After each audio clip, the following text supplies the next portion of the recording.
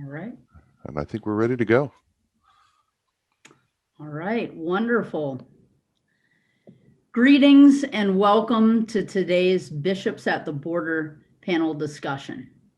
It's wonderful to be gathered together, even through digital means this week. And I hope that you'll find today's conversation both engaging and inspiring. My name is Kristen Obolinski, and I serve as the manager for ecumenical and interreligious relations for the Evangelical Lutheran Church in America. Today, I am joined by three bishops who serve or have served geographic areas along the southern border of the U.S. Welcome to you all, and thank you for joining us.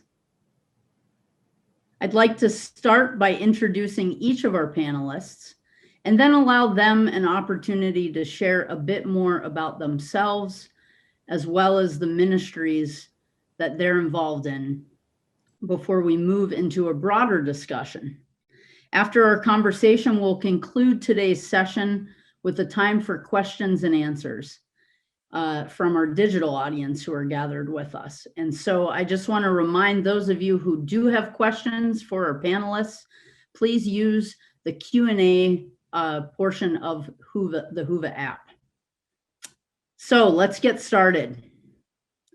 First, I'd like to introduce the Right Reverend Dr. Susan Brown Snook, Bishop of the Episcopal Diocese of San Diego. Bishop Brown Snook, it's wonderful to be with you. Thank you. And did you want me to go ahead and introduce myself now? Yes, please share a little bit about yourself and the ministries that are unfolding in your diocese. All right. So I am the Episcopal Bishop of San Diego. I've been here not quite 2 years as the bishop.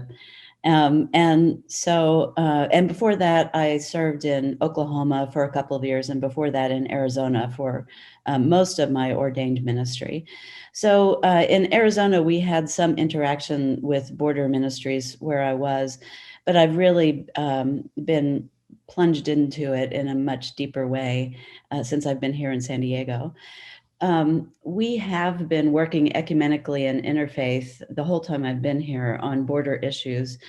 In some ways, the lead on those issues have been taken by Catholic Charities and Jewish Family Services, and we work very closely with them. And I don't know how much in detail you want me to go on that right now, Kristen, but that's part of what we do.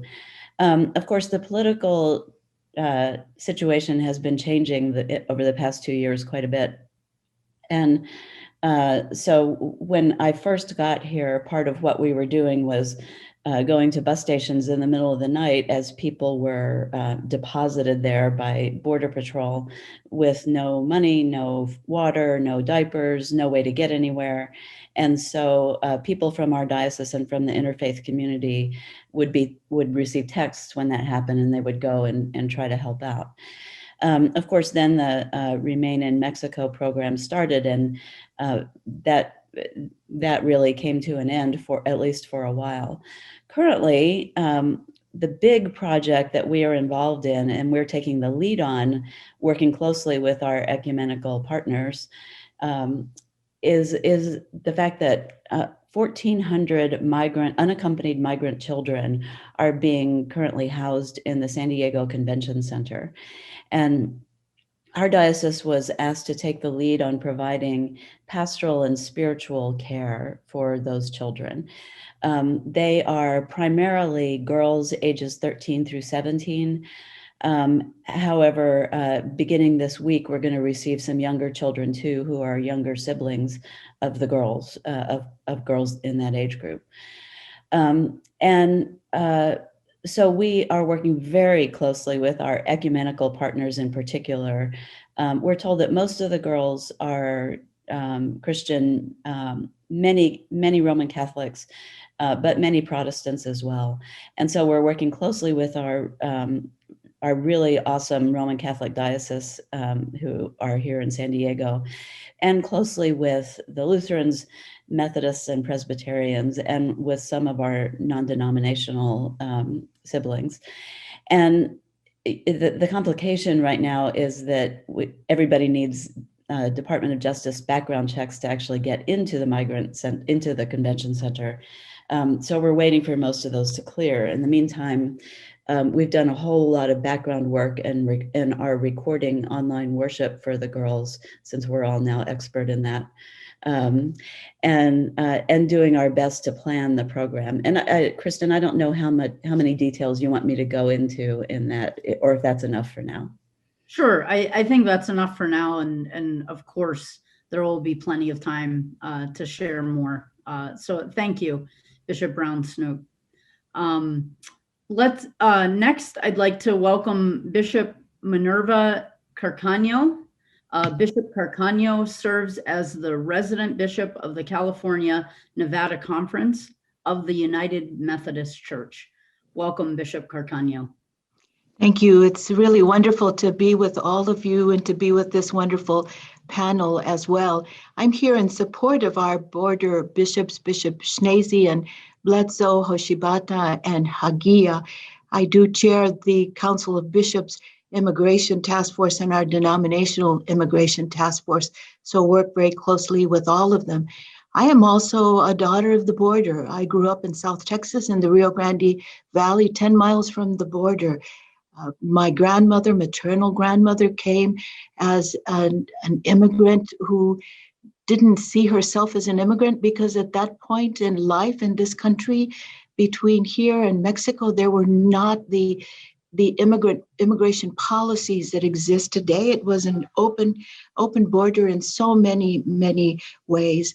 My father came as a bracero in the late 1940s, and that was a way of contributing to the well-being of this country and also sustaining his own family. But he went through some of the abuses of the Bracero program that still inform his experience, and that of many others, still inform the conversation about how do we do this better in terms of the need for workers in this country and the need of others for jobs to sustain their families. I've been in ministry now for 45 years. This is my 45th year as an ordained clergy person, and God has led me through the hand of a good bishop who has appointed me along the way, a number of bishops, all the way from Brownsville to San Diego. My ministry as a pastor, as what we call a district superintendent, and more recently as a bishop, has led me in relationship to the whole border, which has been a real blessing. It has felt like what we say when we make appointments, like a good match for a daughter of immigrants, a border kid, to then be in ministry along the border. And I'm glad for that blessing of being in a good match in this ministry. As United Methodist, we are involved, as our colleague Bishop Susan has already shared, in those many ways of giving welcome to the immigrant, providing food and clothing and shelter and partnership with other Christians and people of goodwill, people of other religious faiths as well.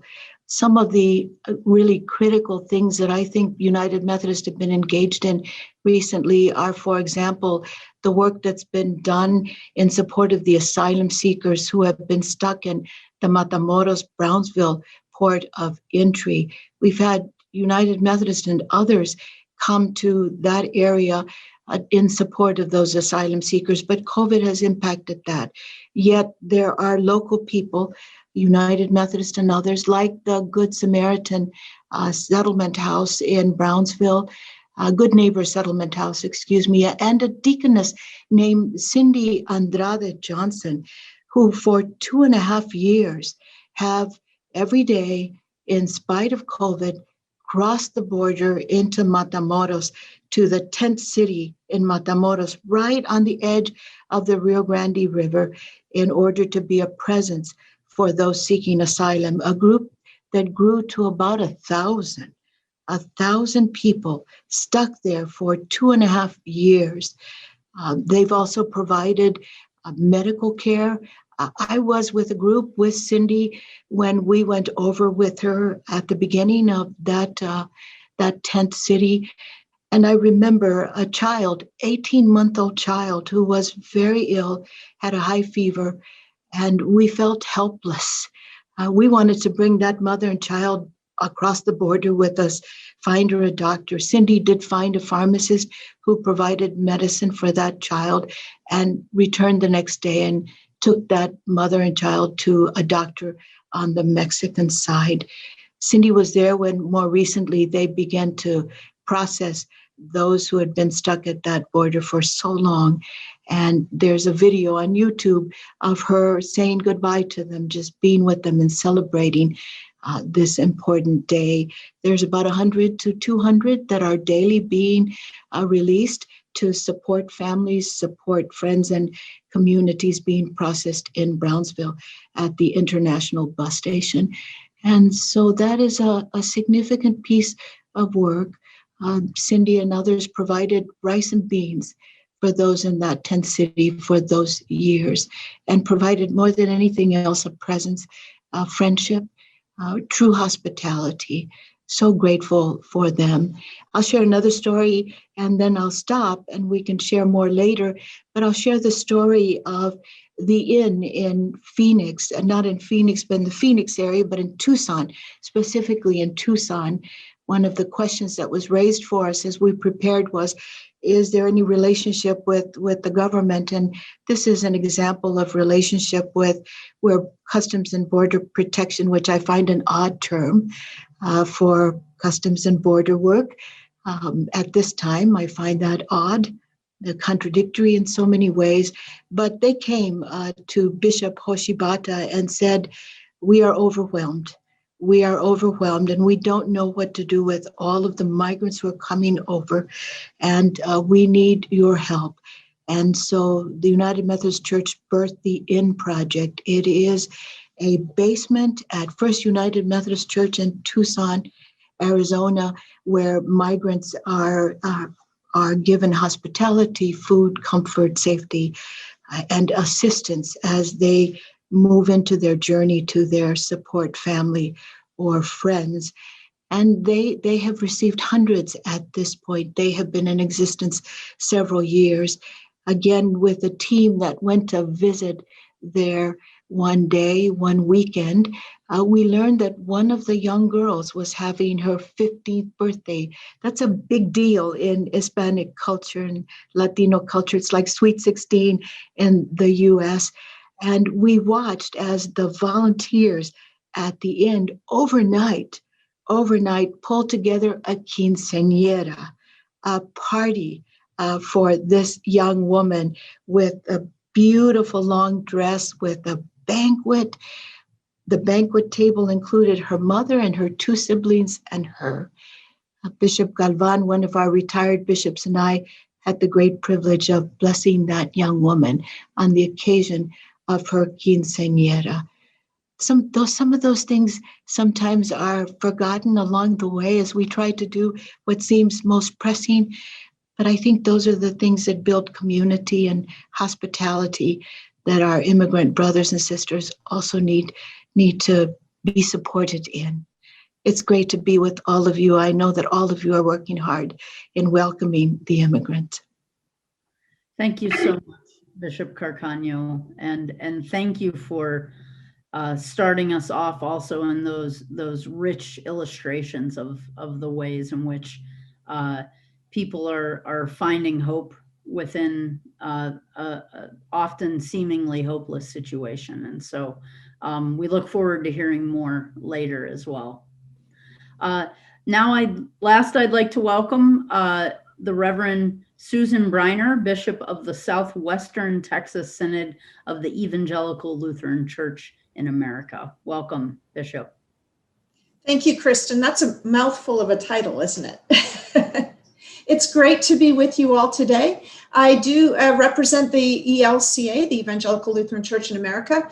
The territory in which I serve goes from north of Austin on Georgetown all the way down to the border of Mexico in Brownsville, and it runs up the coast. I don't quite have El Paso. That's in another border bishop's territory, but we have I have the privilege, we have the privilege of having the longest border with Mexico of any of the synods. And so that's part of why I really feel called to this work.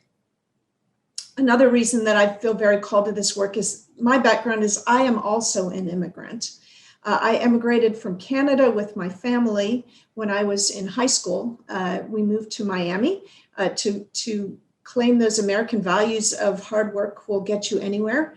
And so we were fortunate enough to be to get a visa, a green card, and then become citizens. And it wasn't really until years later that I realized the kind of privilege that I enjoyed and my family enjoyed, in a large part because of our skin color and background. And so that too has led me to have a passion around immigrants because people coming from other countries are looking for a better life no matter where they are. And it shouldn't make a difference in terms of our skin color and as far as how well or poorly we're received in this country. All people have dignity and worth, and everybody deserves a gracious welcome into our country in whatever way whatever way they find themselves coming. So I have been serving as the bishop here since 2018, so almost 3 years. And before that, I was on the bishop's staff, and before that, I was in South Carolina. I began an immigration task force my first year that I was bishop because I felt it was our call to be able to do that. And out of that, we discovered that there was already a whole lot of activity that was going on, but it wasn't necessarily well connected or coordinated. And I feel like part of my role as ELCA and our superpower as the LCA, if you like it, is we are connectors and we build bridges to other traditions, other denominations. And so out of that, we have formed some amazing ecumenical and interfaith partnerships. Catholic Charities does a lot of work down in the Brownsville area, as Bishop Carcaño talked about, but there had not been a lot of coordinated support in the upper Rio Grande Valley, where the Del Rio sector and the Eagle Pass sector. And so we've really been focusing our efforts there because that was a gap in terms of coordination.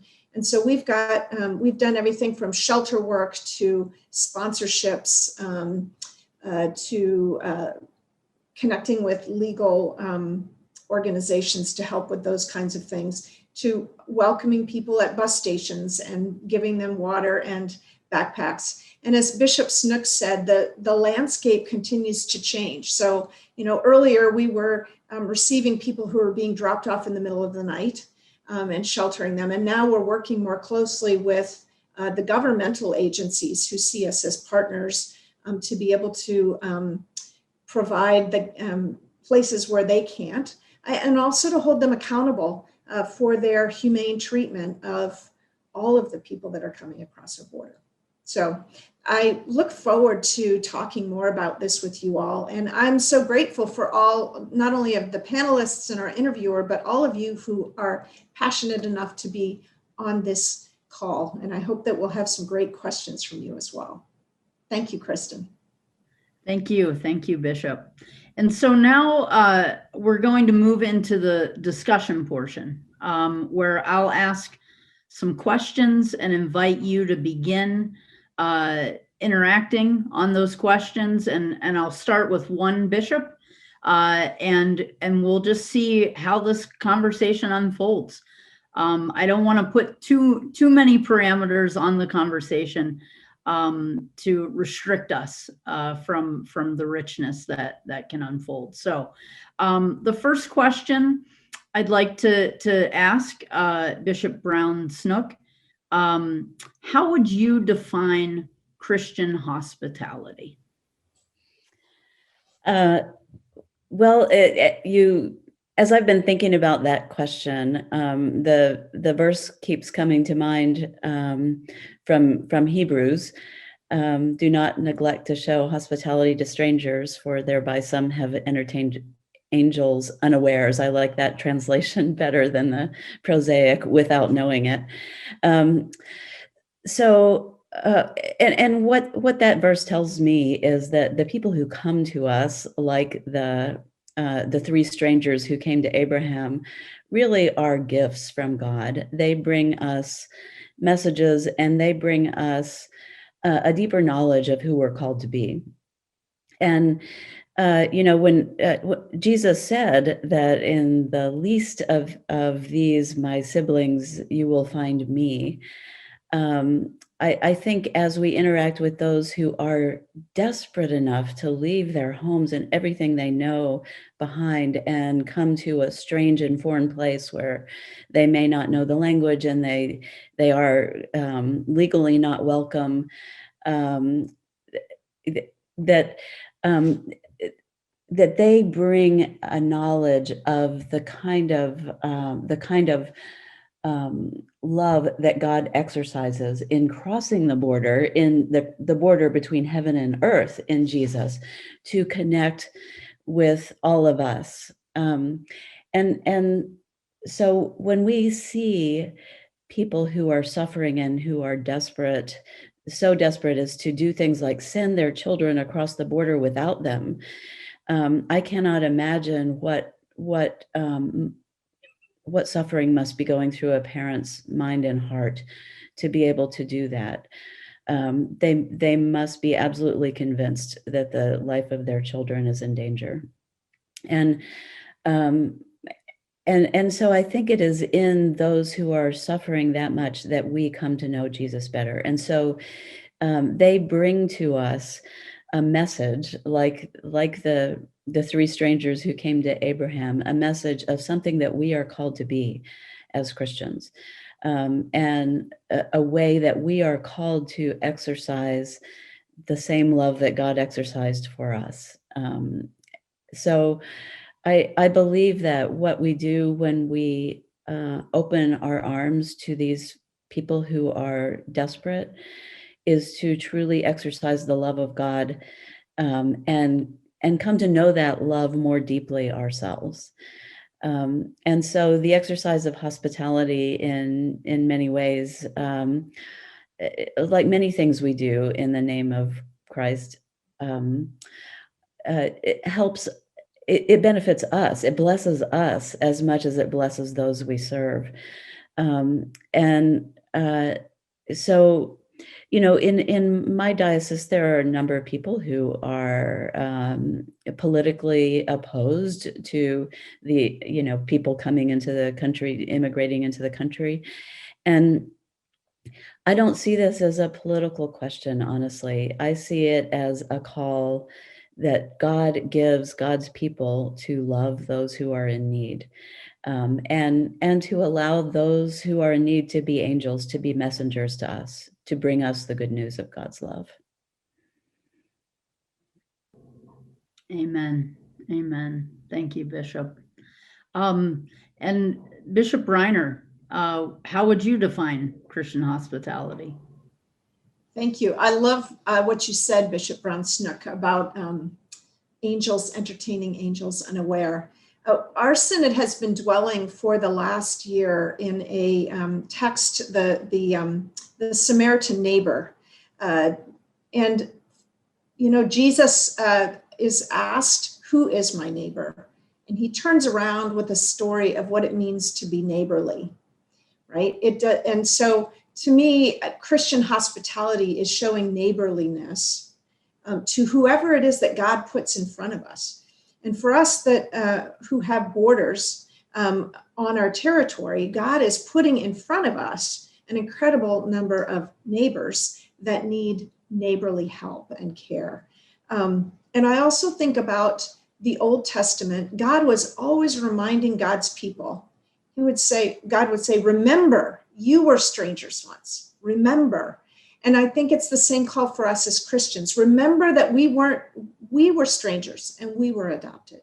And we were welcomed graciously, not because of who we are, but because of who God is. And that's really our call, I believe, as Christians, is to extend that same radical love and welcome without conditions to all the people that God puts in front of us who are in need. Thank you, Bishop. Bishop Carcano? I resonate with what my colleague bishops have said, Bishop Susan and Bishop Sue.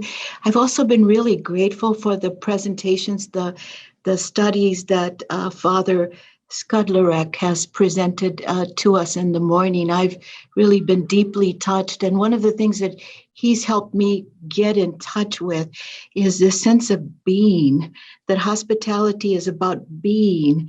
And so being the people of God in the spirit of Leviticus who welcome others because we know what it feels like. We know the experience of having been strangers in a foreign land. Hospitality as being the disciples of Jesus who calls us to live out the commandment of loving God and loving neighbor, that it's real. It's got to be real because it's part of our being. And so we love our neighbor in real time, in real ways, by welcoming among that loving of neighbors, welcoming the stranger as well. And then being those who claim citizenship, not in earthly terms, not in geopolitical terms, but citizenship in the reign of God. It's not a space of being like the nativist who say, oh, we're better than the rest of the people in this land and around the world or in the region, but rather that commitment to being those who love, those who are servant leaders, those who live as Jesus lived. But we claim that citizenship, it's part of our being. We cannot live anywhere else in any other way, in any other space with integrity other than being those citizens of the reign of God. The reign of God tells us that God created this earth for the benefit of all humanity and all creatures. And because we've made these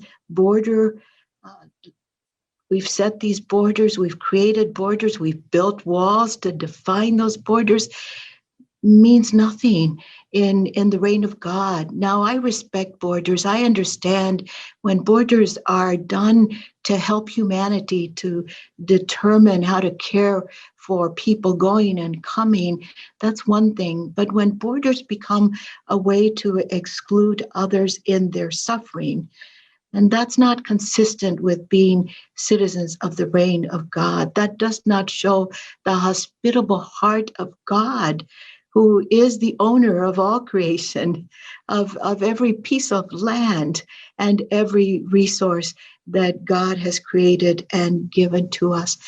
And so I've been helped in these couple of days to think more deeply about hospitality as being the people of God, being disciples of Jesus in real ways, and being those who claim citizenship in the reign of God. And it is always in relationship to the other, including the stranger, the immigrant, the refugee, the asylum seeker. Thank you, Bishop. Thank you. And I think we can all agree that Father Skudlarek has just done an amazing job of inviting us into these conversations in our hearts each morning. And we look forward to continuing that tomorrow. I wanted to move back into a section that you all touched on in your introductions, and that is the ways in which your churches are responding to the needs in some specific ways. Some of you have shared a little bit about the programs that are underway and the way in which those programs are ecumenically and interreligiously connected. I'm wondering if any of you would like to share in more detail some of that work and perhaps some more stories as well. Bishop Reiner, would you like to start us off on this one? Sure, I'd be happy to. Thank you, Kristen. So in our work as a synod, we have done a variety of things. So we have, for a time before MPP took effect, we had an emergency shelter that we had in Eagle Pass that would receive migrants and asylum seekers who were coming in from Del Rio. It was an overnight shelter, but missed the last bus to go into San Antonio, where the Interfaith Welcome Coalition is. So we provided overnight care in those situations. Through our work with the other parts of our ELCA, which is Lutheran Immigration and Refugee Service, and ELCA's Amparo Network, which is focused on unaccompanied minors, we have also been able to provide connections between asylum seekers while they're waiting for their case to come up, and sponsors if they came in without, for instance, a family sponsor. And so we are able to connect in with networks around the country, which I'm so proud of. We have congregations in Wisconsin and all over the place that are providing welcome and care for asylum seekers. One of the interesting things about the political climate we're in right now in our state is that it's not necessarily the best thing for asylum seekers to have their cases heard in Texas. They have a much higher rate of denial than they do in other states. And so part of our work is to make sure that they are connected in places where they have a better opportunity for their cases to be heard. That's just kind of the reality of what we're living in right now. And so those are some of the things we're doing. I'll talk later, probably when we get to our ecumenical conversations, about our work with Texas Border Collaboration Network and others. But those are just a few of the ways that we're connecting. Wonderful. Thank you so much, Bishop. And Bishop Carcaño, would you like to also add some more to this conversation about the specificities of the ministries in which you're engaged as a church? Some of the things I would add are that United Methodist are providing legal clinics. We have a program, a longstanding program called Justice for Our Neighbors. There are about 20 clinics across the country, but during this time of pandemic, Justice for Our Neighbors has added 4 new clinics. One of them is in Southern California, one is in Tucson now, and one of the newer ones, newest perhaps, is in El Paso. And so providing assistance, legal assistance to immigrants, asylum seekers, little children. I just can't imagine going to court with a 4-year-old, but some of these lawyers are going to court with 4-year-olds, unaccompanied children. There's also a very active Justice for Our Neighbors clinic in Austin, Texas, that is serving all of those coming in to the Rio Grande Valley. And so there has been additional support for them. I would also share that in my area, one of the things the people of my area have done is to recognize that in the COVID season of COVID, there were absolutely sub-zero support efforts for migrants. And that wasn't because people of goodwill didn't want to do more, but because we were limited. But that was also true in terms of, for example, the CARES Act. CARES Act didn't support undocumented immigrants at all. They did not receive a stimulus check, any kind of help. So people in my area have joined others in raising funds to help undocumented migrants, both those who are recently arrived and those who have been here for a longer period of time. That's been really critical to do. There's so much, I think, that we're going to learn about the impact of COVID on migrants once we continue to move into greater in-person work. That I think will surprise us. It has certainly startled me, and we need to be ready for that. The other thing that I would share is that we have as a denomination what we call the United Methodist Committee on Relief. And that's has been historically focused on natural disasters. When there's an earthquake, we send our funds through United Methodist Committee on Relief, and teams go out to do that work on our behalf. In the last decade, because of migration, the United Methodist Committee on Relief has agreed with those of us who have advocated for more support for migrants in terms of investing major dollars in helping the immigrant on their journey across Central and Mexico and in the United States.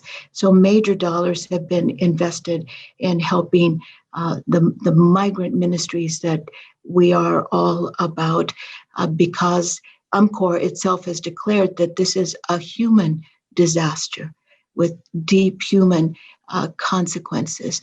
And so those are some of the additional things that I would report out at this point. All right, thank you, Bishop Carcano, for adding more to that. And Bishop Brown Snook, what would you like to share additionally from what you had shared earlier? We have some of the same things going on that the other bishops have spoken about. For instance, in the desert east of San Diego, there's a group called Desert Support for Asylum Seekers, which has been working with people who need sponsors, people who need transportation to get to other places in the country while they're waiting for their hearings. Some folks in that network have taken people into their own homes and provided shelter for them. And so that is going to be an ongoing need.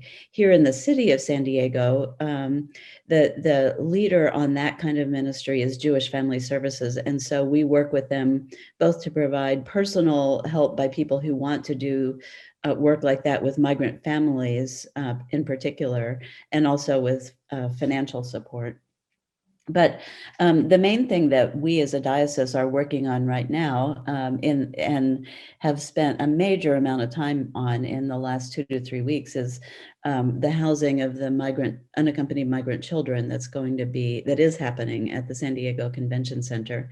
And when we were asked to coordinate a response, that was both exciting, inspiring, and also overwhelming, because the needs are immense, and we're one small group of Christians that wouldn't be able to do this without our partners. And so we have drawn together a coalition of people representing the Episcopal, Evangelical Lutheran churches, United Methodist, PCUSA, and the Roman Catholics, and we are doing what we can from a distance right now, because the DOJ background checks are taking forever to get into the convention center. So they were able to bring in a Roman Catholic bishop on Easter Sunday to celebrate Mass with the girls, and that was a welcome thing. We were glad the girls got some kind of worship on Easter Sunday. But our vision for that ministry is much larger than simply providing worship, because we think, although there are counseling services and so forth in the convention center, we also think there are going to be immense spiritual needs, and that much of the suffering that the girls are going through, and there will be younger siblings also that include boys, much of that suffering will be spiritual suffering, and a real cry for these children who've been separated from their parents will need to know that there is at least a heavenly parent who cares for their welfare, and that we're called to be the face of that heavenly parent. And so we are hoping that we can provide, at least an 8-hour-a-day chaplaincy presence in the convention center.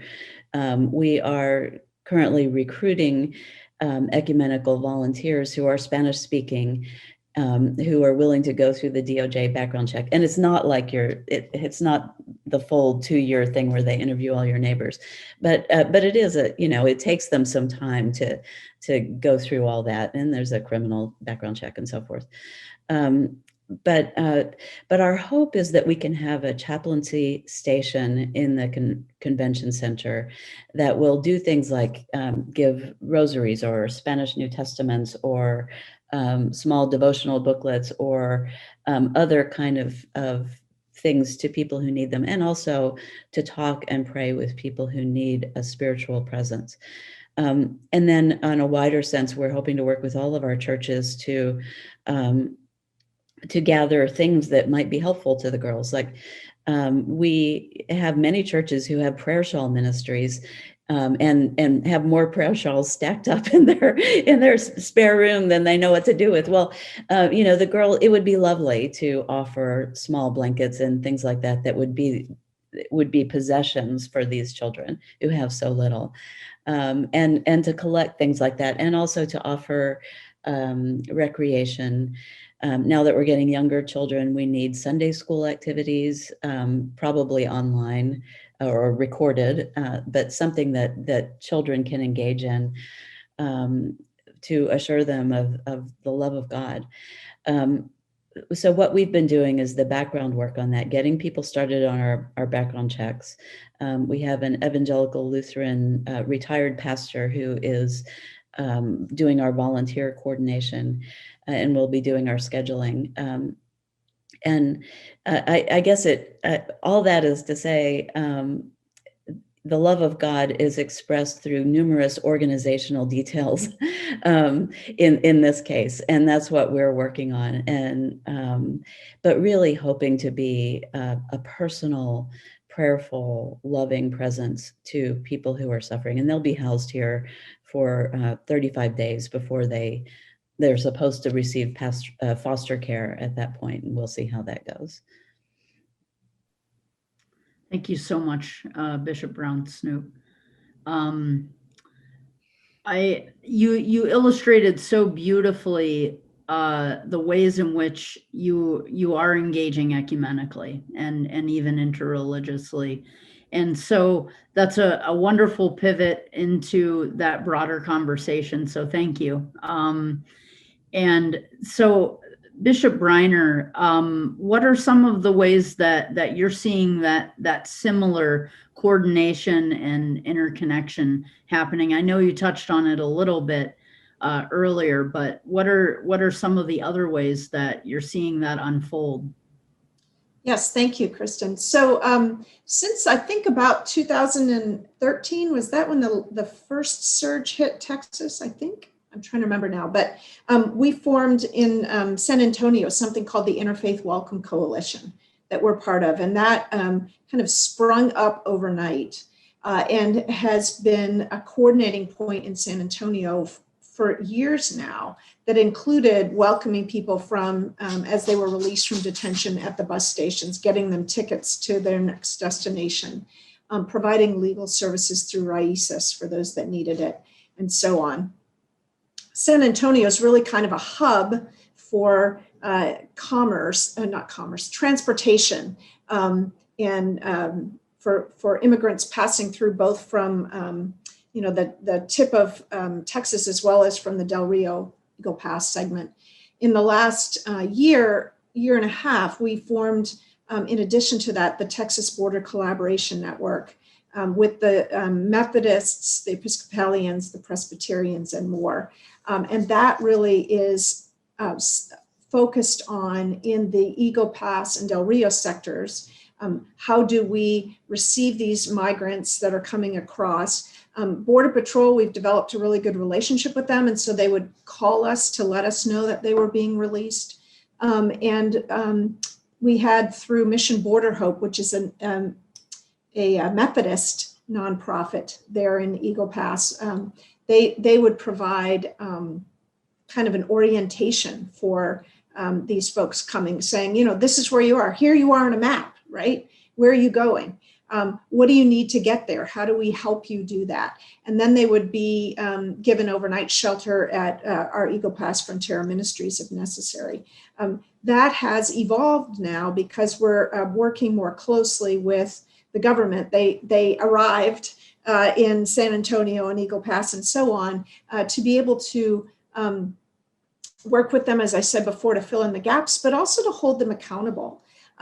So we have the Texas Border Collaboration Network has weekly calls with the White House, and they are asking us what's happening on the ground. And so we're able to share that with them, but also to say, hey, this is where kinds of relief, but you're falling short and we need your help in this. We also participate on sector calls with the Border Patrol so that we're hearing and talking with them about what the needs are, because things change on a daily basis, right? In terms of who's coming across the border, what they need. We particularly, I'm particularly proud of the ways in which we are welcoming and providing support and sponsorship for some of the most persecuted asylum seekers, which are those who are gay and lesbian and transgender. They have a history in their home countries of really being, had a lot of violence done against them.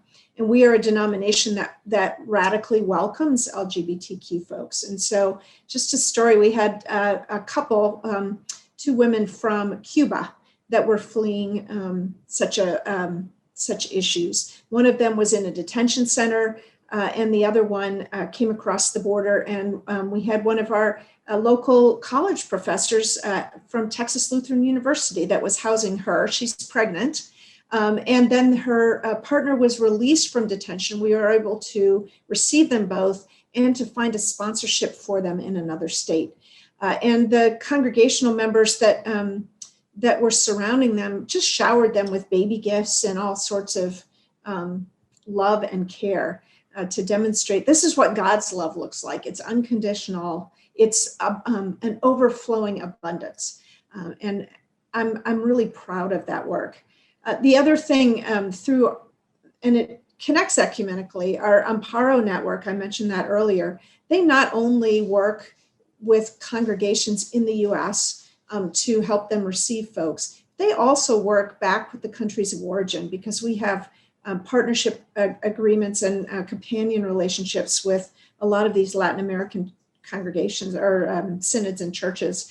And so when someone is deported, for instance, and we're able to track them, we can help them back in their home country to receive training or other things that can help them to not have to necessarily leave their country again. And it's an amazing network of care that is provided. And I'm proud of our collective churches for doing this together. Thank you, Bishop. Bishop Carcaño, what ways are you seeing this collaboration? You've served in so many different places, and so your insights would be phenomenal regarding the ways in which these have grown over the years. But share a little bit more about what you've seen unfolding. I want to add to what's been shared how important Tucson, Arizona is in terms of collaboration. In the 80s, it was in Tucson that the sanctuary movement really got wings, and it started at Southside Presbyterian Church. We had some United Methodists engaged in that and others, and that birthed a whole movement of collaboration in Tucson that we see today through such organizations as Samaritans, who go out into the desert seeking immigrants who may be stuck, may be injured, may be hurt. The Humane Borders that intentionally has for many years now put water tanks in the desert so people don't die of thirst.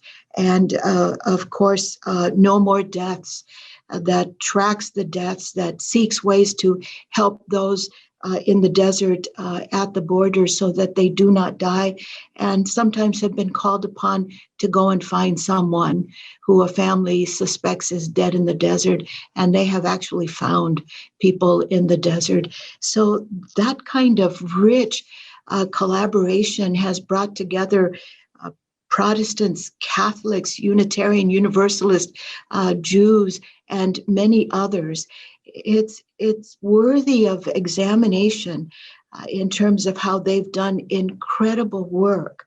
And in spite of the fact that Arizona is such a conservative state with deep anti-immigrant sentiments, that group, that community of people of faith and goodwill have just done incredible work that impacts, I think, all of our work along the border and gives witness to the work and inspiration to the work beyond the area. And they continue to work. Humane Borders recently was recognized by the country of Mexico with a humanitarian award for the work that it has done that has saved Mexican immigrants, plus many, many others.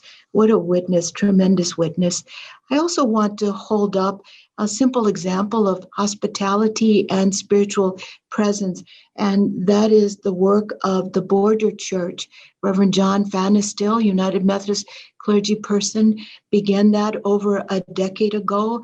He linked up with a layman from the Methodist Church of Mexico, and they together conceived of communion through the wall, through the fence, a place that historically was meant to be a gathering for people from across the border, Friendship Park, dedicated to friendship between the nations. And so for these 10 years and more, they've been gathering at the fence, which has increasingly grown. It used to be just a little short fence, and then it was a fence that went up. Then it had layers added to it, every time with the intention of not allowing people to touch across the fence. And there's even a wall now that extends out into the Pacific Ocean. But they have persevered saying, we are people of faith, and we are people of hospitality, and we love one another. We are, in fact, family across this very artificial border.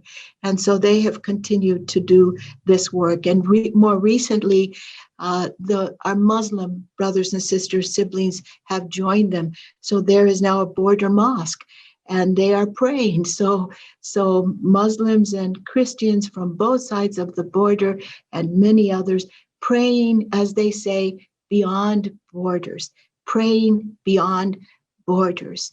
I want to share one story. A number of years ago, we invited our whole Council of Bishops to come to San Diego, to meet in San Diego, to get a sense of the immigration situation at our border. We have a global Council of Bishops, so people from all over the world came, and we met at Friendship Park at the Border Church. And while we were there, we had a service of communion, and people gathered on both sides. I was on the Mexican side, because I'm bilingual, so I was helping on that side. And I noticed a woman with another person just kind of hovering. And I knew that there was something that she needed. So when we finished the service, I and another bishop went over to her and engaged her in conversation. She had been told that we were Methodist bishops from the world, but also from the U.S. She wanted to know if she could meet the Bishop of Arkansas, because she had lived and worked as an undocumented immigrant in Arkansas. And a United Methodist family had befriended her. And when the poultry factory where she worked was raided and she was picked up, her Methodist church took her children in.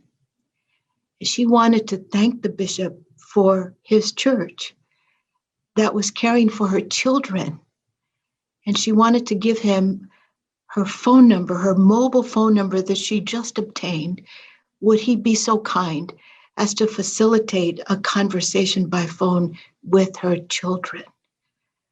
We all cried. I cried to this day. But it's the kind of work that can happen when we do indeed work together across borders and across faith lines, from that deep place of humanity and compassion and mercy. Thank you, Bishop. We have spent a lot of time talking about some of the larger projects and programs that our churches are involved in, both together and in other ways. I'm wondering for those who are listening to this conversation and are hearing these stories of impact and transformation unfolding, but they themselves don't know how to get involved, how to connect to the work that's being done. What are some of the ways that you would say to that person who wants to engage either at the congregational level, synodical level, or just personally, that they can do so to support this work? And I'm going to start with Bishop Brown Snook. I will say that if you are interested in helping with the Migrant Children Project that we're working on, I mentioned the Evangelical Lutheran retired pastor who's coordinating our volunteer support. We're about to launch a website. I wish I had the web address for you, but the best way to get involved would be to email the pastor, whose his name is Bill Raditz, and the email address is sales, as in sales on a ship, SAILS, at edsd.org. That stands for Episcopal Diocese of San Diego.org. And he can get you matched up with the appropriate opportunity, including in-kind donations, monetary donations, or people who would actually like to travel here to San Diego for a period of time and work on the project. Wonderful. Bishop Carcano, what are some ways that people can get involved? I think getting to know what is happening within each of our denominations, looking up what are the projects, what are the border projects that are out there, and praying for them, sending donations, determining whether at the right time a person might volunteer a day, a week, any kind of time to go and be supportive, but also getting to know what our denominations are doing together. I want to hold up the fact that through Church World Service, we are together advocating for the asylum seeker, for the refugee, and for this migrant situation, for comprehensive immigration reform to help migrant families. And so there is now a new ecumenical declaration recently sent forth from Church World Service, supported by the National Council of Churches. And so many times it is important to have people who are ready to send a letter to congressional leaders, to make a call to the present administration. Those are things that are so critical. And so to get connected and see what is happening through our denominations, locally, through our synods, our conferences. I think that's all important. And at some point, I want to speak about migrant children if there's another opportunity, specifically about migrant children. Sure. My final question will be regarding where you're finding hope in these situations, and if you'd like to touch on that then, or if you'd like to share now, that's fine too. Maybe it would be better right now. I have a particular concern, as I think we all do, for the migrant children. I think we're in such a situation where what's happening and what has happened to migrant children over the last few years can be compared to the slaughter of the firstborn when the Israelites were held as slaves under Pharaoh. I think it can be compared to the killing of the innocents, the massacre of the innocent during the time of Herod when Jesus was born. I think that children are being killed in so many ways, and we need to be attentive to it because it affects migrant children, but it also affects our children. When a child is forced to migrate, forced to leave their home, forced to go through what is often a violent journey, their innocence is destroyed. When children are separated from their parents, their sense of security is taken from them. When a child is placed in a cage and then sometimes released into for-profit prisons, their humanity is robbed from them. When we receive these children into this country with hostility, when we send them forth after we've processed them without any kind of safety net that sends them all too readily into the hands of our own gangs in this country and others who come and abuse them, we destroy their future. Children are dying in all of those many ways, as well as real physical death. And it impacts them and it impacts our own children as well. I remember a moment when my child was young, a little girl, she's 29 now, and we went by someone who was homeless, someone who might have been a migrant. In my busy person, and we took another few steps, and my little girl tugged at my hand, and I looked at her, and she looked at the person, the stranger, abandoned there, all alone, suffering alongside that place where we found ourselves, alongside a wall. And there was such pain in her face. There was such questioning in her spirit about what we would do. So we turned back and I offered that person a little bit of money. But I am haunted by that memory. Because what we do with these children, these immigrant children, impacts them, but it impacts the children we have birthed, the children in our churches and in our neighborhoods and in our communities, and children in this country. It will either sadden them or it will harden them. And so I hold that special concern for the children who are coming unaccompanied and otherwise. Thank you, Bishop. And I met with the three of you yesterday to prepare for today's conversation. And one of the things we shared was just how difficult these conversations can be and how challenging they are to us, especially those of us who identify as Christians and what that calls us into, the life that we need to embody and lean into and work with each other to find ways to end these great challenges and the misery that is being felt by so many. So thank you for sharing. And I hope that hearing that will help inspire also people on this call to activate within their own communities to respond. So thank you.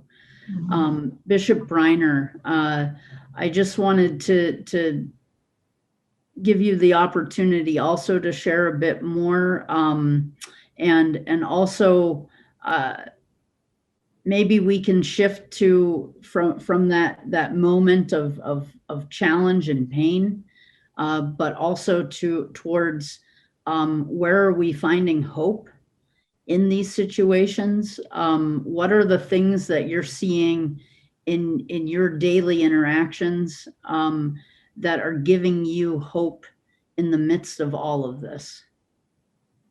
Great, thank you. So I, like my colleagues, I would say that certainly financial support of any organizations within your denomination are always appreciated. Volunteer opportunities. The Texas Border Collaboration Network has a monthly sponsorship forum for all those that think they might possibly be interested in sponsorship, and what does that entail? And if you Google Texas Border Collaboration Network, you can find that on our events page. I think for me, the other big thing that individuals can and should do is to educate ourselves about what the situation really is, as opposed to what all of the news bites say it is, so that we can not only ground ourselves, but then we always have opportunities to have conversations with people we interact with and to dispel fears and misinformation about why people are coming. Most people that I talk to aren't even aware that, we have about 125-year, 175-year history of meddling in Central America, for instance. And it's our military policies, our economic policies, climate change, all of these things that the US has contributed to in terms of the reasons for migration. So I just encourage people to educate themselves and to be then better advocates, not only with the government, but also with your neighbors and for some of us, sometimes our family members as well. We have to advocate. In terms of where I'm finding hope, I think all over the place, the way in which the Holy Spirit has been weaving together congregations, individuals, denominations, different faith traditions to really connect passionately about this. We're making a huge impact all over the country in the ways in which we're working. The story I told you about the two Cuban asylum seekers is just one of many, many stories of how we have offered what I would call a long welcome through from their trip over the border and all the way into homes that they find themselves in through their asylum hearings, and even helping them with training and ESL classes. So I'm inspired every day by the work that people are doing in this area and the impact that we're having. Bishop Brown-Snook, how are you finding, or where are you finding hope in the midst of all of this? Well, part of it is we realize that we're responding to a situation of despair, and that what we are doing is bringing hope, which is the counterpoint to despair. So, in the situation with the migrant children, as Bishop Carcaño was saying, many of these children have been so deeply traumatized. We're told that a number of the girls in the convention center are pregnant, for instance, and they weren't pregnant when they left home. It is probably beyond the imagining of most of us what they have been through on their journey. And so as we look to minister to these children, they are children, we have to learn about things like trauma-informed care. How do you care for people without re-traumatizing them or sending them into spirals of shame or the other things that could happen? When we think about engaging in Christian ministry in situations of deep despair, shame, hopelessness, we are learning ourselves to go more deeply into our own faith, because our faith is one of ultimate hope. And so I think it is really our honor and privilege to be the bearers of hope to people who have left everything behind out of sheer despair, fear for their lives, well-justified fear for their lives, an absolute inability to thrive in the countries they came from. That's the kind of despair that it takes to leave home. And yet we are, as I alluded to before, we are followers of a faith where we believe that God himself crossed a border to come to us and to share the love of God with us and to bring us into a body that lives out that love wherever we are. And that as we engage in this difficult ministry of loving people against the political climate, against the opposition of many, in the face of deep trauma and what might seem like an overwhelming number of people who need our help, that we are actually beginning to understand a little bit of what God has called us into as Christians, which is, in the face of a world that sometimes seems hopeless, we are the bearers of hope and of love.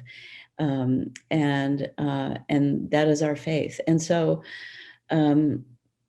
that's where I see hope, is that we are growing in our own faith. We are engaging in a ministry that calls us to deepen our own capacity to love and to care, and to grow closer to the God who is love. Thank you, Bishop. And before we head into a time of question and answer, I would like to hear Bishop Carcano, where are you finding hope in the midst of all this? I find tremendous hope in the fact that I keep being transformed by accompanying immigrants and receiving their witness and being in relationship with persons like these sisters in ministry and so many others.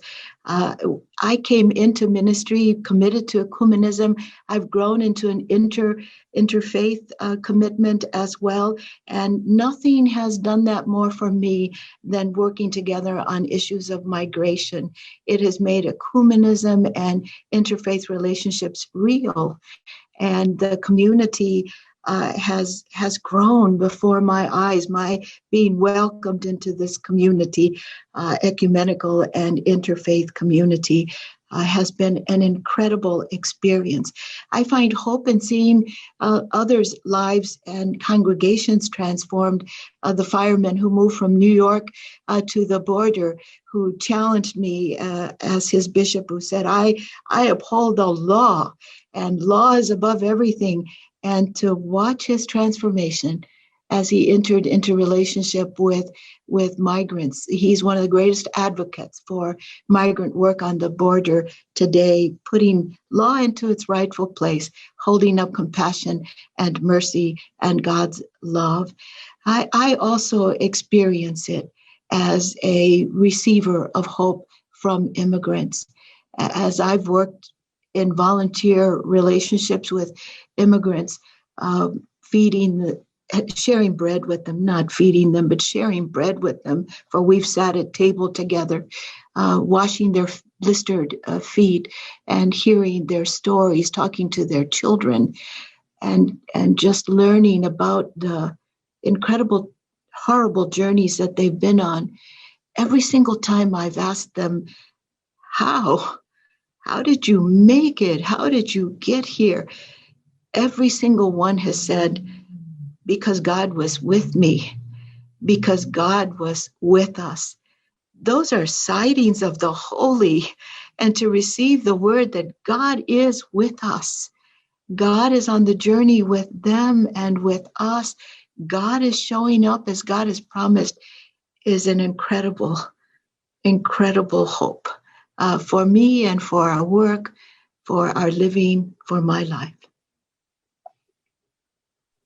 Thank you, Bishop. And now, after that richness of conversation and sharing, we would like to invite those of you who are gathered digitally with us today into a time of questions and hopefully answers.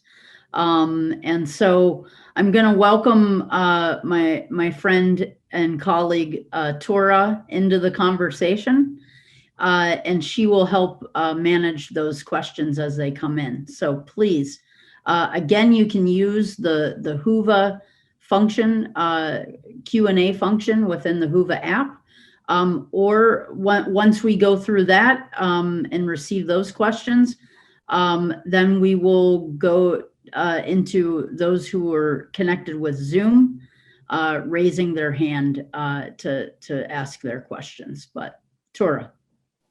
Well, we have two pretty deep questions. So get your theological hats on.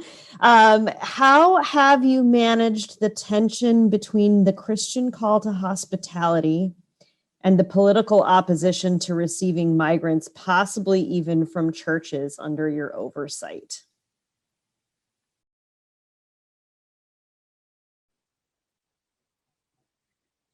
And feel free, whoever wants to answer any of these questions as they come in, feel free to unmute. I want to share that it's been a tough journey. It really has been, especially as a bishop, because you become target. You're target number one on migration issues. You're the voice for an area, etc., holding up these possibilities for ministry. I had to learn to depersonalize, first of all, because some of it came as direct attack. People telling me I should go back to where I came from. And the assumption was that I had come as an undocumented immigrant from Mexico. Well, I have family on both sides of the border. I love both countries, but I'm a Texan, a U.S. Texan. And so I had to depersonalize that personal attack. It's the easiest place to go, for a person of color, sometimes a woman as well, and to just be willing to stay at the table, to be willing to hear what's at the base of the person's concern, even attack. And I have found that so many times it's fear. It's fear. And so to unpack the fear, some of it is politically driven. It's the messaging that comes through the political stuff that we live with. And unfortunately, we're not always as consistent in our messaging as people of Christian faith as the political messaging out there. And so I think being willing to sit with people and hear them out and try to address whatever fear is motivating them to that place. But ultimately, I believe it is about just taking courage and saying, this is what I understand Scripture says, and let's work on this. Let's live into Scripture and move ahead, always creating opportunities for engaging others who are feeling the same way and who would love an invitation to be at the table, to be in leadership around this ministry. And I have found it incredibly helpful to be in relationship with other colleague bishops. Roman Catholic bishops have been of particular help to me, and I want to name Bishop Gerald Kakanis, who I served with in Arizona, and he was a tremendous ally and help, and it was a real blessing. I'll never forget the call that I received from a layperson in my area when I was in the Phoenix area, who said, I work with a Roman Catholic woman who's very active in her church. Bishop Kakanis is her bishop. And she has learned that you and Bishop Kakanis are very engaged in working together on the issues of immigration. I think that means you and I should be working on them together too. And so I have found tremendous support from colleague bishops, and among them, Bishop Gerald Kakanis, now retired, but I still call him. I still check in, and he is a source of strength and support. I did I interrupt somebody? Go ahead.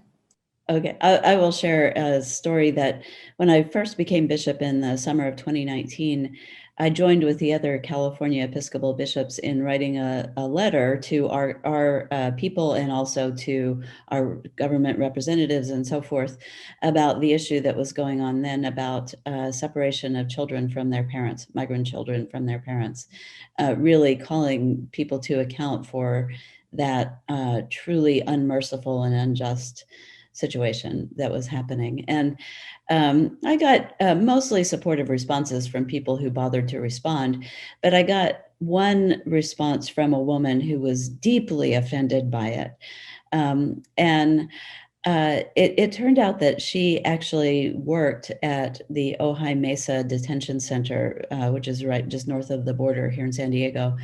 And so I wrote back to her and I said, I'd be happy to learn what you have to tell me about what's going on in the detention center.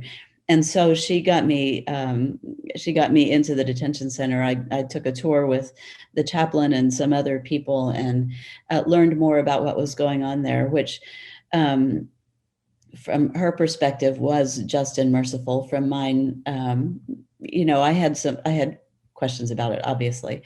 But just the very fact that I took the step to go and learn about her context and understand what she wanted to tell me just opened up a whole new relationship for me with her. I think she was on the verge of leaving the church over this letter that I had written. And instead we formed a deeper relationship. And when I go to that church that she's a member of now, she's always just delighted to see me. Even though we still continue to disagree on that issue. A lot of what I think we can do as leaders is to really enter deeply into the experience of another person that you disagree with and show that you are listening and trying to learn and that you care about them as a person. And also invite them into that same experience with you so that they can learn about your experience and what you believe. It's not going to be perfect, but and at the base of things, we actually do have our scripture to fall back on, and our scripture says, "Love God and love your neighbor," and there are no exceptions on that. And I think that that we can say to people, we may or may not agree with a decision that somebody has made to cross a border. But we are called to love them, and they are the people that God has put in front of us right here and now. And we are exercising the call to love that we cannot not do. I would have to say ditto to all of that. And also, the ELCA was the first denomination to declare themselves a sanctuary denomination back in 2019. And as a result, we have had in my synod some congregations that are whole congregations that are choosing to leave. And so part of it, they don't want to talk about it. I think that's part of the political climate we find ourselves in. So even reaching out doesn't necessarily help in all situations in my context. But for me, it's going with a coalition of the willing and to see where the energy is. There are individuals and congregations also in our synod who are passionate about this work. And so to connect them with each other, there's strength in that. And that's part of what keeps me going in the midst of some of the harder stuff, shall we say. Thank you all for that. And as questions are coming in, hopefully we can have at least one or two of you answer some if we don't get to them by the end of our time. So I will go by the order in which they came in and ask next, what would you like to do at the border that you're not able to do right now? And what resources do you need to be able to do that? So this, I think, is assuming once COVID allows for some of those things to open up, what else do you need?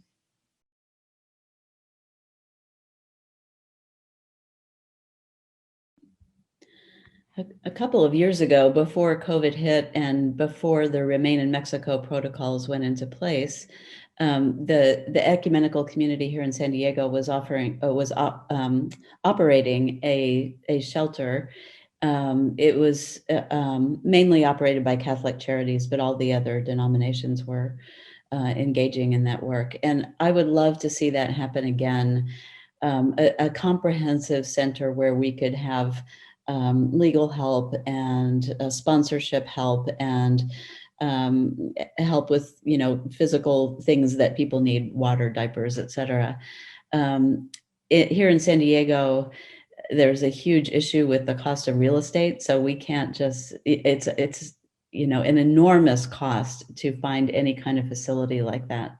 But that would be my dream to be able to do with our ecumenical interfaith partners.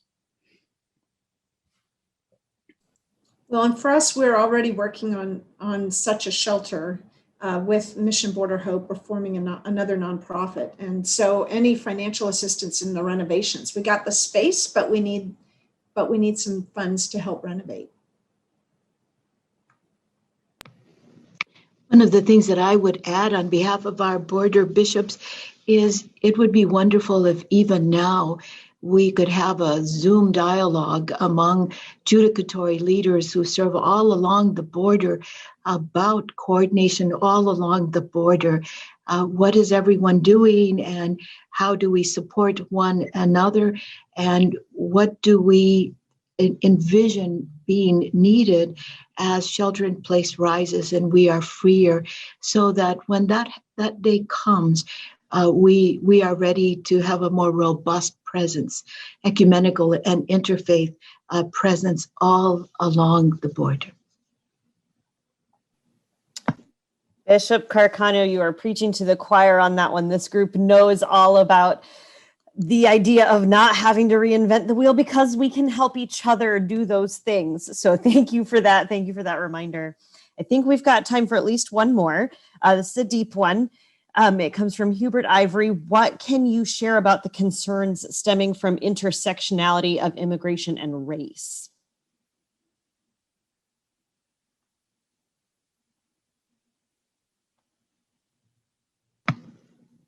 I want to broaden that and say intersectionality with race and also gender identity, orientation.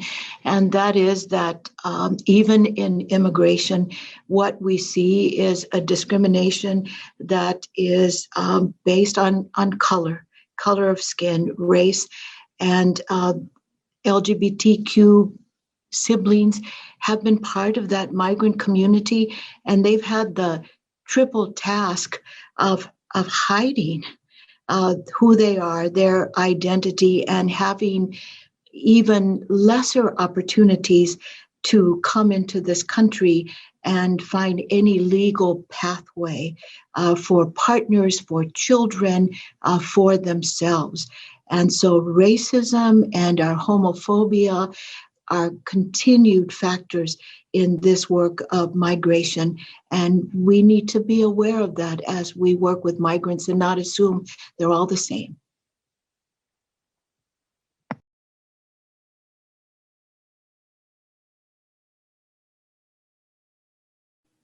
Excellent. I'll try and sneak in one more. From Russell Meyer, Customs and Border Patrol whistleblowers have reported toxic cultures and inflated numbers. Have any of you had any experience that supports or denies that claim? Have you? What have your experiences been in those kinds of centers? I would say they've been mixed. There are a lot of really good people that are in Border Patrol that have been caught by kind of a whiplash of this is what your job is, or this is what your job is, right? And then there are some that abuse the system, as there are in any situation. But I think a lot of them really care and want to do their job well, but their job keeps getting redefined depending on the administration.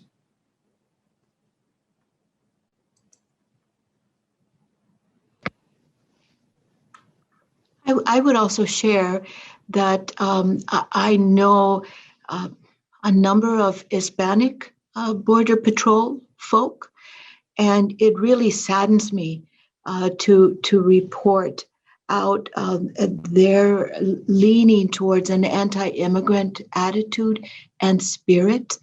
And I find that comes from two places. Some of it from what Bishop Briner is saying, they're stuck, they feel frustrated. It's a very difficult job, but I also think it comes from internalized racism. And so the immigrant, brown, black, yellow, like so many of us, that internalized racism, you want to be on the right side, and that's the side of being white, which we can never achieve. And all of those dynamics of white supremacy and that internalized racism is also being played out, unfortunately, among some of our Border Patrol friends, even church members. And we need to be attentive to being supportive of them as they deal with that. And I remember a couple of years ago seeing the video many of you have probably seen of a Border Patrol member walking through the desert and kicking over jugs of water that had been left there by one of the life-saving organizations, and doing that just simply out of malice. You know, this is the lifeline to life-saving for some people who are truly desperate walking through the desert. And so we know that kind of bad behavior exists and is tolerated. And yet we also know that there are, as Bishop Briner said, you know, some good people caught in a situation that is constantly changing and often overwhelming, and their job changes. So, you know, right now there are a lot of them that are operating childcare centers in these 72-hour holding facilities and don't even know how to start doing a job like that. And how could you be in an environment like that without I mean, either you go completely to operating out of love, or you shut down you know, some of the sympathy that might arise in your heart, because you have to protect yourself. And so I think understanding that the Border Patrol folks need our compassion also in dealing with a very difficult situation that they are not trained to handle and don't know what to do with. Thank you. And thank you all for spending this time with us today.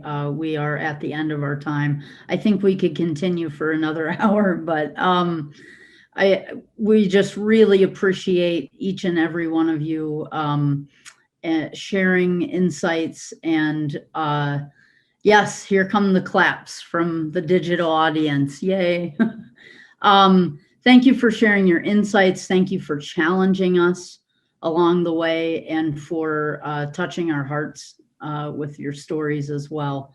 You've given us so much to receive and to think about, and to propel us out in our own communities in responding to this. So thank you again. And I'd also like to invite everyone who's watching to watch my conversation with Bishop Seitz of the Roman Catholic Diocese of El Paso, who wasn't able to join us today. You can find the link to that conversation in this session on Whova. And this afternoon at 3 o'clock, I'd also like to invite you to join the Lutheran Immigration and Refugee Service conversation, where maybe some more of these conversations can continue, and that you can find in the events. Or what is the tour? Where's that held? You can find it either in the exhibitors, where they have some videos and some other resources posted as well, or in the community page under the meetups. I believe you can find it there as well. Thank you. I don't know all the Whova lingo yet. We're only a few days into this, but you would think by now.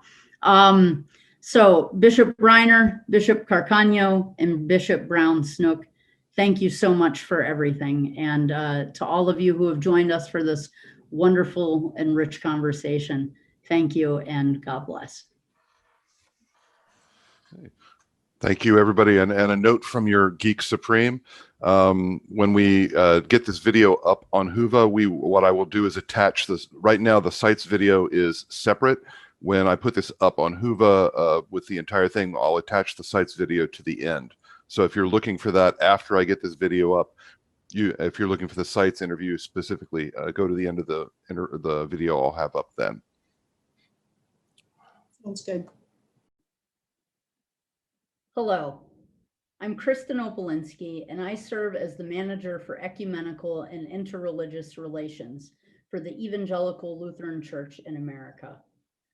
I'd like to welcome you to today's conversation that forms part of our Bishops at the Border discussion at this year's National Workshop on Christian Unity. As we gather digitally this week, we'll review various ways our churches are responding to people in need in our own communities across the US and around the world. And so with that, I'd like to welcome Bishop Mark Seitz, Bishop of the Roman Catholic Diocese of El Paso. Bishop Seitz, it's wonderful to see you.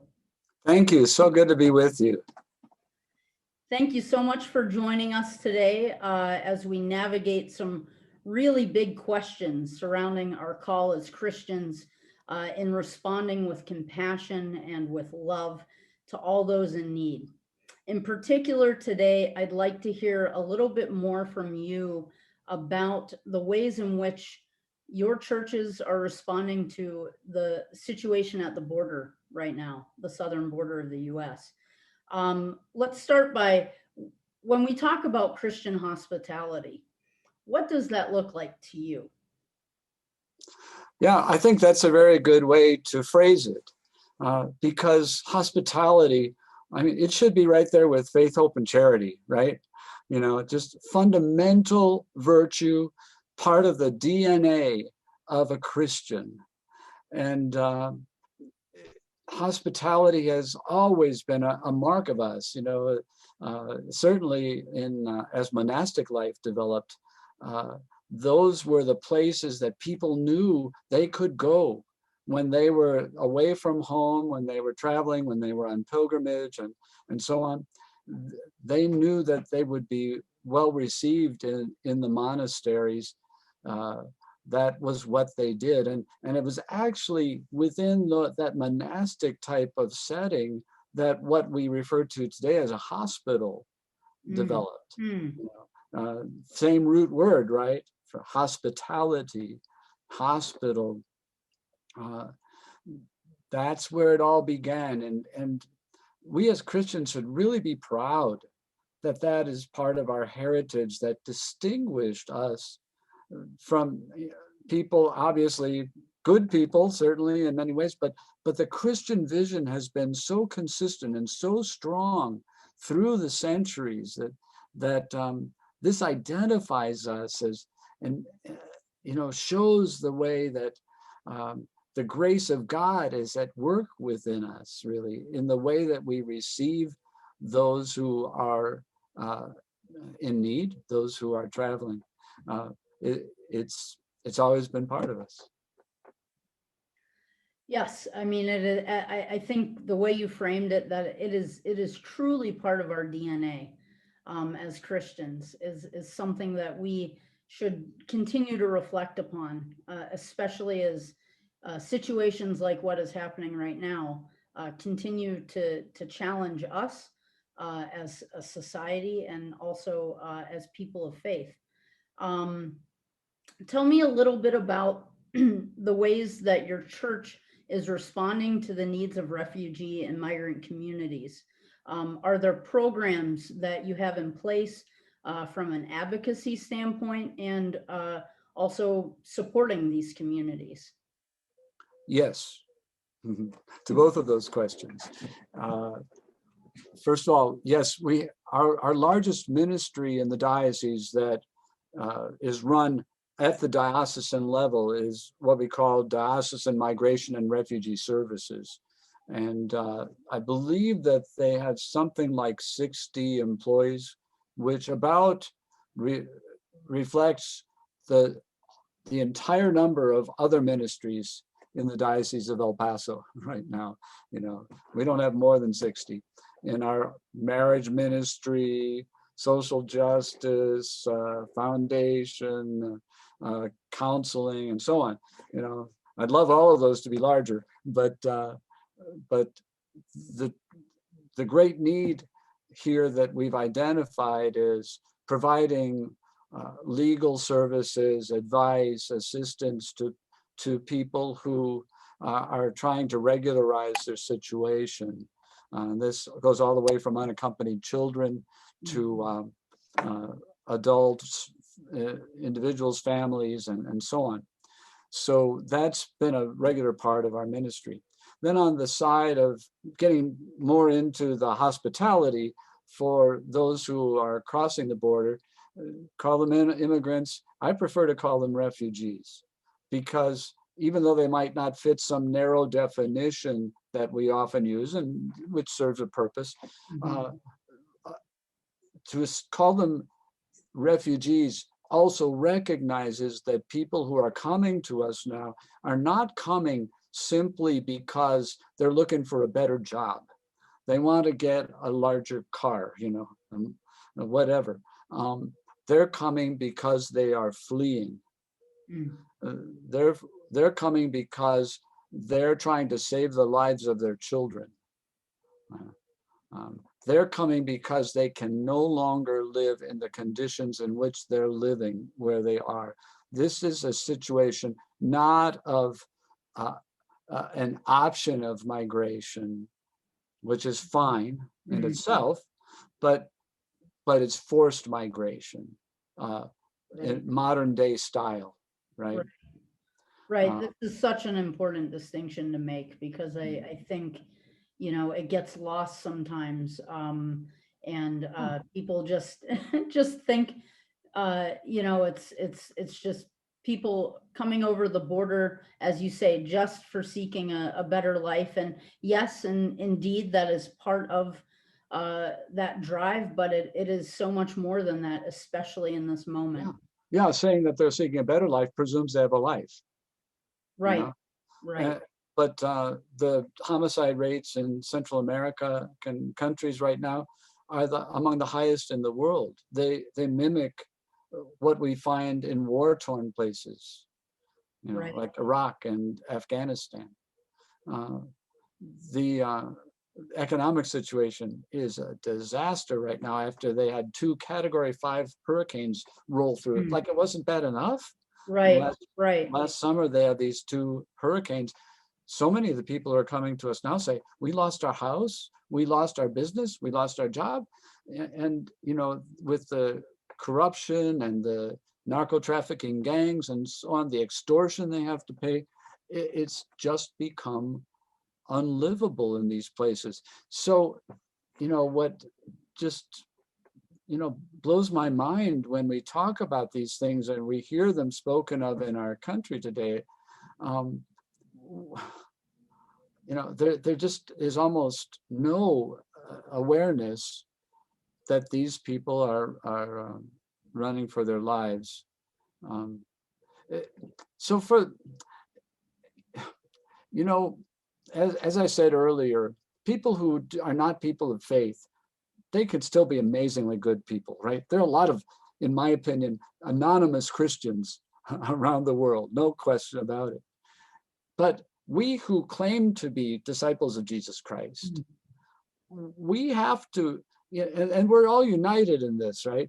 It doesn't matter what particular denomination we happen to be. We have doctrinal differences we still need to be working on, but fundamentally, we know that if the Spirit of God is working in us, that we've got to love that person waylaid at the side of the road. Right. We can't walk by. Right. Jesus gave us this example, and he told us what you do to the least of these. He's told us that he will provide what our needs are. So for us to say, oh, I've just got to take care of myself, I've got to take care of my family. Well, of course you're going to take care of your family, but Jesus Christ, if he is in your life, you know that he's going to also take care of you when you take the risk, and it's always a risk, of helping someone else. So I kind of got away from your question, but that's all right. Just so much of I think you pointing out, there is great risk involved in radical love and being a force within your community in a way that often is countercultural. And this, our society has developed a very inward thinking, I think often inward thinking mentality. And so how do we as Christians push back against that and be countercultural? And I think you really spoke to that. Right. I was speaking to someone about this the other day, and they were pointing out just how often it just seems like politicians are dividing up the political pie, and there's not a single issue that you can imagine. Something as simple as wearing a mask, for instance, becomes a political, you know, battle between us. My response to him was, you know, in this issue, as well as so many others, we need to stop politicizing and start Christianizing. Stop looking at it through a political lens and start seeing it through the eyes of Jesus Christ. How dramatically we would change the way that we act if we could do that. Well, I wanted to ask you a little bit about maybe some of the ways that churches are working ecumenically in your area. What kinds of relationships have been developed, and how are you responding together to this situation?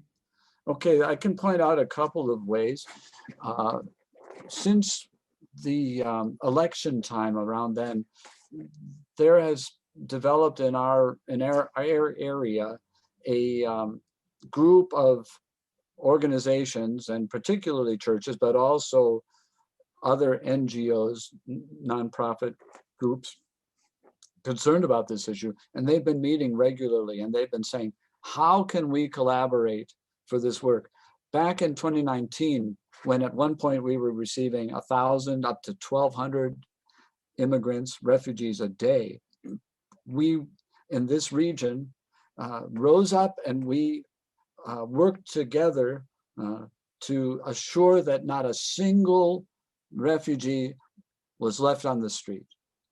I'm really proud of that. You know, our community has more financial stressors, economic stressors than most places. We certainly don't compare to other parts of the United States in terms of income and so on, but we were providing a place for them to stay, clothing, 3 meals a day, help in order to arrange for travel to wherever they had family in the United States, transportation to the airport and so on. It was incredible. It was beautiful. It was a multiplication of the loaves and fishes all over again, right? So that in that circumstance, though, we were responding to an immediate situation, this surge, and we didn't have much opportunity to prepare. This time we knew it would be much more complicated because of COVID, of course. And we wouldn't be able to house as many people in our facilities. We knew if we didn't work together, we were all going to, be in big trouble, right? So we had that incentive, and it was an ecumenical effort with different churches in our region. I'd like to mention another aspect where the ecumenical cooperation has shown itself. When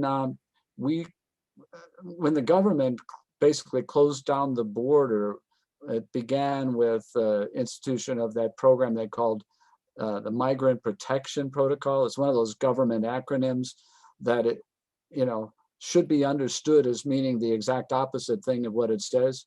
Under MPP, we were basically saying, okay, you want to claim asylum in our country? Okay, go back to the other side and wait in one of the more dangerous areas in the country. You just wait there. We know you don't have anything, but that's okay. Wait. So when that happened, the flow across the border basically stopped, and almost overnight, our shelters were empty. But what we knew was that, okay, they're not coming here. They're arriving at the border and they're stuck. They have no place to go. They can't go home. They're fleeing their homes. They've sold everything. They've left everything. They're stuck here, and this is overwhelming the resources, the infrastructure, and so on. In our case, in Ciudad Juarez, the other side of the border. So we said, well, we have to do what we can to help them. Yeah, it's a different country, but guess what? They're still human beings, and their need, if anything, is greater now. So we established a fund. It's called the Border Refugee Assistance Fund. And we started getting the word out about that fund, and it was quite the wonderful response, actually.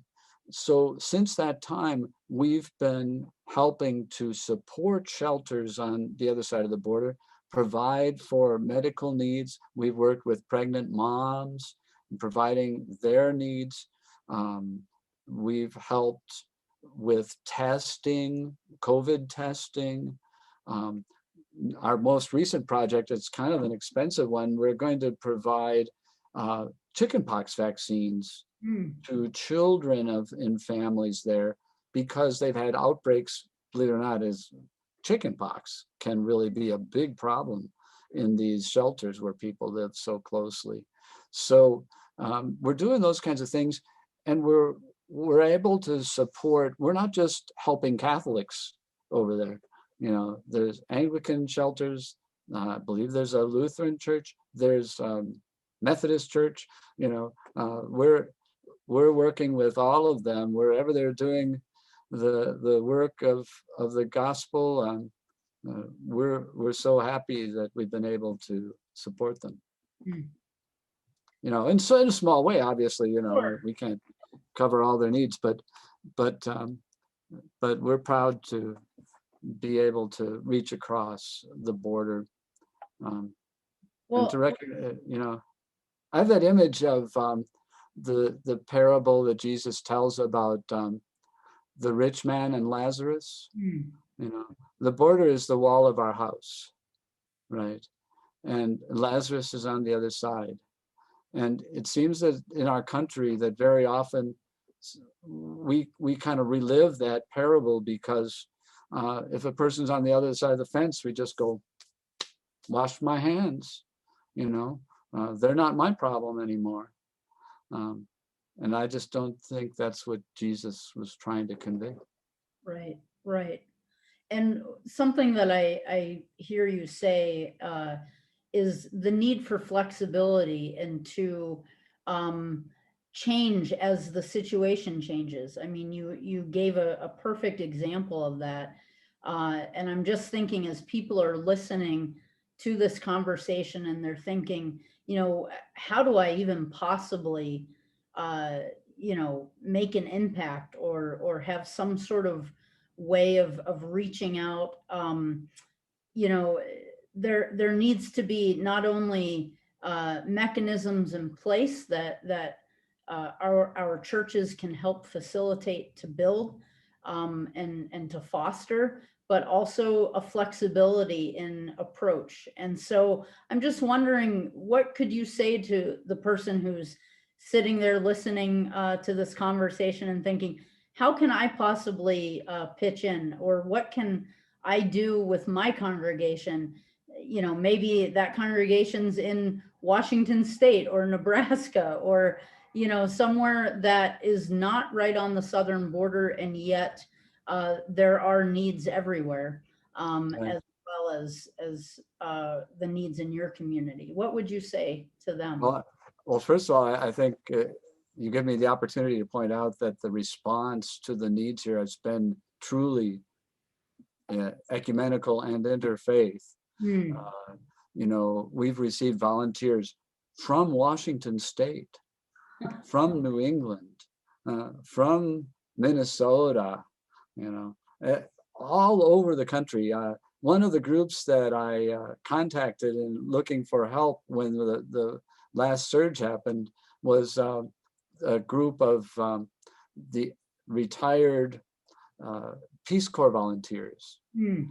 And they sent people, you know, religious sisters from around the country have come in, and they've been a bulwark of our response.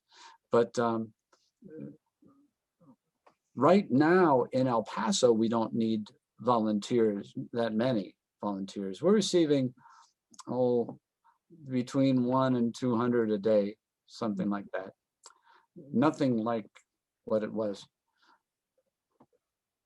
and volunteering on the other side of the border is much more complicated. Certainly they need help, but if somebody's really ready to take on a challenge, that would be a beautiful way to respond. I want people to be aware that, as you pointed out, this situation is changing daily. Right now, the main thing holding people back is so-called Title 42. That's the CDC health restrictions that has given the green light for our border enforcement agencies just to turn back not only some, but pretty much everybody to the other side of the border, these young families and things. It's just, oh, if you could see these people, some are being flown from Brownsville to here and then kicked across the border into Juarez. I was there when they came, and to see the despair, the tears,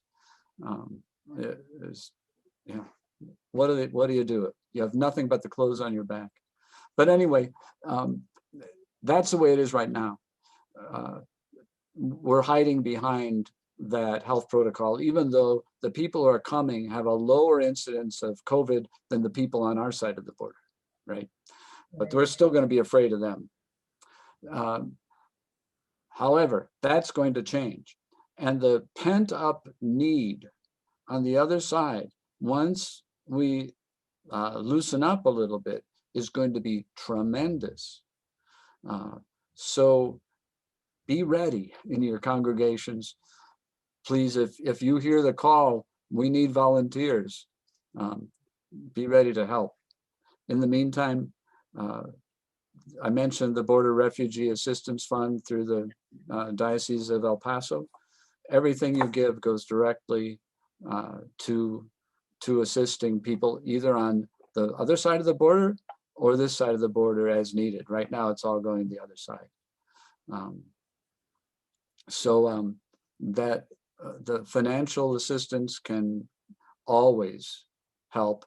We're hoping the government will be more willing to assist us than they have been in the past, but there are always going to be expenses that will not be reimbursed. And of course, anything we do across the border is very unlikely that the government will help us. Well, Bishop, you've pointed to so many examples of the way in which the Holy Spirit is moving through these challenges and moving through us to respond to these needs. Where do you find hope in a daily sense? I mean, where are you going to find your hope in this such a challenging situation? Part of what the passion and death of Jesus reminds me is that in those darkest moments that I need to look for hope, because that's when God will do his most wonderful work. That thought has sustained me through much of the pandemic and now with this circumstance.